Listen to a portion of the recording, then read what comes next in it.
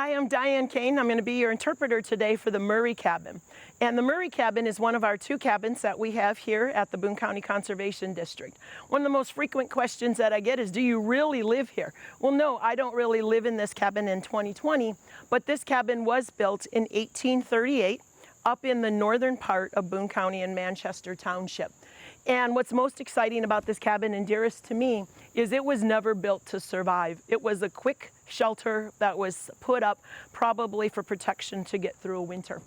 And I can know that by a couple of things. One is the bark that was still left on the outside of the logs, where if you see the other cabin, it'll be hewed on all 4 sides, meaning that it's scraped flat.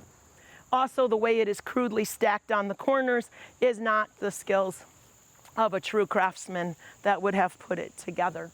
But I love it because what protected it was the farmhouse that got built around it.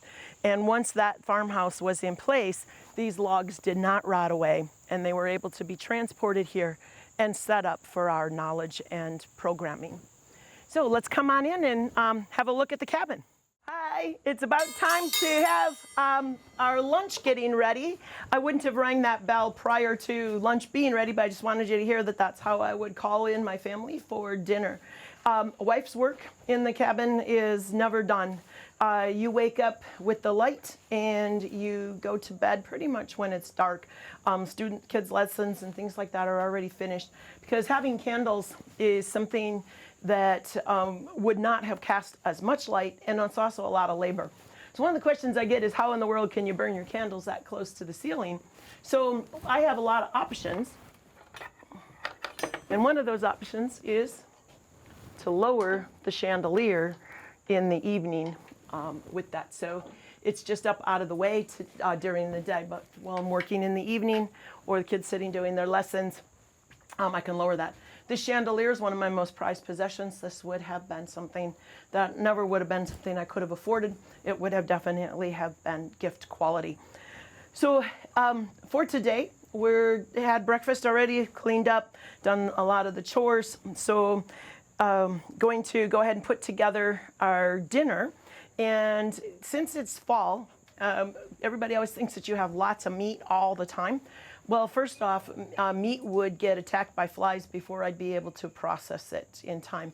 So we're actually not going to butcher until quite a bit later in the season when I can process that. So right now I've got all the surplus of my vegetables and things coming in. And so I put together, actually, I've got a lot of cabbage this year. Cabbage stores really well in the root cellar, but since I have a good crop of it, I'm going to go ahead and I have put together a cabbage, spiced cabbage. So this is red cabbage, basically just some melted butter, salt, pepper, cloves. It'll smell just wonderful in here shortly. So I'm going to put this in here, and this will be going into the stove, which I'll show in just a moment. The stove is the center of the home, and really, if you think about pioneer times, everything was for sustenance. Your whole objective of your life is to be able to have enough food to fill you and keep you healthy, to be able to go through. I'm just adding some apple, chopped apple, just to add some nice flavor. And this will bake in the oven, and then I'll dress it with some vinegar, apple cider vinegar, when it's cooked. Okay, so let's go ahead and come on over to the oven.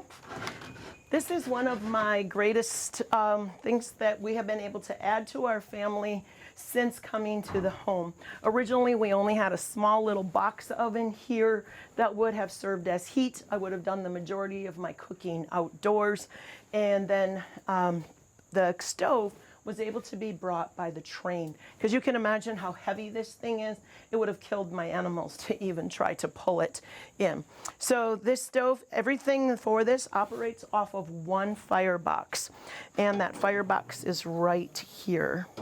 So the firebox heats the entire stove by drafting across. Here's where the ashes fall, and I can control the amount of air coming in by adjusting that. Then just this little gap right here at the top allows the heat to travel across and then go up the chimney. So when I have something like in modern times where it says cook it at 425, I'm probably getting pretty warm already, so it's about ready to go in. So I'm going to go ahead and put that spiced cabbage in. And I can control that by adding a lid, adding some moisture and things. And I also have a zucchini bread, just the same recipe you'd use in your kitchen today. And I'm going to put that zucchini bread in. Now, if that gets to where it starts looking like it's burning on the bottom and raw on the top, I can raise it on one of these, add a little bit of water to create a sort of a steaming effect inside of there. So learning how to operate your stove, what wood is best, when do I want to have a long, slow heat with something like banking it with oak and letting that be a nice slow heat. Now if I wanted to fry up something like we had some bacon this morning from our hog from last year, we still have, I can remove that. Here would be my cast iron pan. I could set right on top of that direct heat source and do a really fast fry of something like bacon.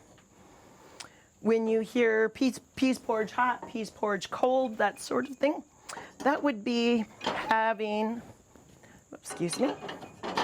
having something like warming over here all the time, such as this kettle that I could have some beans and things. Now you'll notice something about this stove compared to the other stove when you go in the other cabin, is right here in these holes is where a water trough could be hung. But that would have been an additional expense and taken up additional room inside of the cabin. So it's a luxury right now that I don't have to keep constant supply of water that's heated. So I can keep kettles and things on the stove for that purpose also. So we'll just let that kind of bake away and we'll check in on it in a little while. Another frequent question I get is how do you store food when you don't have a refrigerator? Well, one of the things that I definitely am stocking up on right now is my eggs, because the chickens will quit laying once the daylight hours shorten. They are photosensitive. So these eggs I just have sitting out because I'm going to use those for later in the day. But most of our eggs are being stocked up in sawdust down in the root cellar in crates. And the sawdust is the same way that we would store ice going from winter into summer. We can store eggs from fall into winter. And what that does is the sawdust allows the air to circulate around and helps to keep things cool. And because the root cellar stays at about 55 degrees all the time. Obviously things like pickling and drying would also be good methods to do. Another thing is even the butter can be in the root cellar. So being a small family, we only have one dairy cow, and she would have a high butter fat content to her milk. So you would let the milk settle, skim the cream off the top, and then make butter, whipped cream. We had lots of wonderful dairy products. So this is a method that I thought you would like to try at home, which is just take a jar, put some heavy cream inside, and give it a shake. As you're shaking, you'll first start feeling it clunking around. That's when it's whipped cream. Throw in a little bit of sugar and some vanilla, and you've got whipped cream. Keep going until it goes clunk, clunk, clunk, clunk, clunk, and then you've got fresh butter. You can, if you really wanted to store it, you would salt it and rinse it off. But if you just want to use it fresh on a fresh cinnamon roll or something out of the oven, you don't need to salt and wash it. Obviously, we didn't just take a glass jar and shake it, so we had all sorts of butter churns depending on your number of cows that you had. So this would have been my simplest method. This just would have been in a jar and plunge up and down and spin and made butter on a daily basis that way. Have you ever heard your mom say to you, good night, sleep tight, and you're like, what the heck does that mean? Especially when she says, don't let the bed bugs bite. Well, that's referring back to our old feather mattresses that were on our beds. This bed is actually a perfect example to show in an early cabin in that it's a breakaway bed, meaning I would have been able to bring this on my buckboard without having to have the whole big bed. You would pull these pins and then these side rails would come down and then you'd have your headboard and footboard. Then when you got to your cabin and all set up, you would lace through your ropes. And so, but keep good night sleep tight meant to tighten the ropes on your bed. This one is really quite the pain, because it weaves back and forth. So you have to literally, I won't sit on the floor and yank, but put your foot and pull to tighten the ropes up at night. But if you look at the bed over in the other cabin, they have pins on the side, and it's like a fork, and you can twist and tighten the ropes. The feather mattress would also be a luxury. I would need to have an awful lot of birds that I would be able to save the downy feathers. You don't use the hard quill outside feathers. So we would have probably have started with some marsh grass and then upgraded to the feather mattress at a later time. Something else that's missing from the cabin, a bathroom. A lot of people think the bathroom's in this doorway over here that I'm going to talk about in a moment, but it's not. The bathroom is outside. But at night, especially in the wintertime, you wouldn't want to go all the way out to the outhouse. And in the winter, you even would have attached a rope to attach to the house out to the outhouse that you would hold on to that rope to find your way so that you didn't get lost in the snowstorm or something coming back from the outhouse. So at night, you would probably use your chamber pot. And so this is our chamber pot. You'll find that in every home, including even modern homes in the city. Everybody would have had a chamber pot underneath of their bed. Another frequent question I get is, where does everybody sleep? Well, I just showed you the bed. Underneath of that could have been a trundle, which is basically a mattress that you could pull out, and the small child or children would sleep there. Mom and dad sleep in the bed downstairs. That way they're available. They're always going to be the first ones up. They're going to keep the fire going during the night, that sort of thing. And really, we didn't have a big issue with safety. Literally, even your doors didn't have locks. The idea that the neighbor would come over for a cup of sugar truly is that. If you were out in the fields or something and they needed a cup of sugar, they just walked in and took it, and knowing that you could do that the next day too if you needed to. But we do have an upstairs in here that a lot of people don't notice. Now, we know that that area would not have been used for children up there with lots of furniture. They definitely weren't doing jumping jacks because the span between the logs that supported the ceiling is quite large. And we know where that is because the pockets are still cut in the exterior log where these beams fit.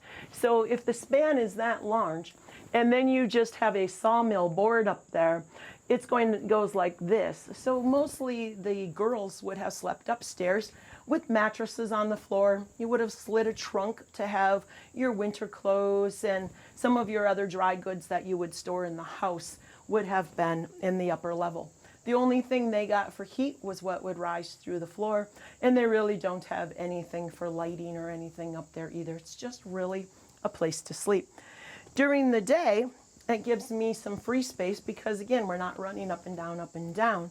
So there's a door here, and that door is covering a ladder that goes up. The ladder is not so bad to go up, especially if you're carrying a bundle, but wearing this long dress and coming down the ladder is a little bit more of a challenge. So again, that just is a space saver to use a ladder instead of a staircase. Okay, so let's peek how dinner's coming along.